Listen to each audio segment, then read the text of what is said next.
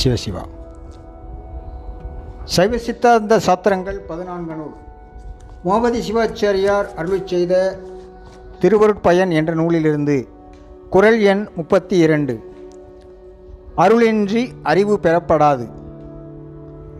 ஊன் அறியாத ஒன்றும் உயிரறியாது ஒன்றும் இதுதான் அறியாது ஆர் அறிவார் ஆதான். ஊன் அறியாத ஒன்றும் உயிர் அறியாத ஒன்றும் இதுதான் அறியாது ஆர் அறிவார் தான். தெளிவுரை.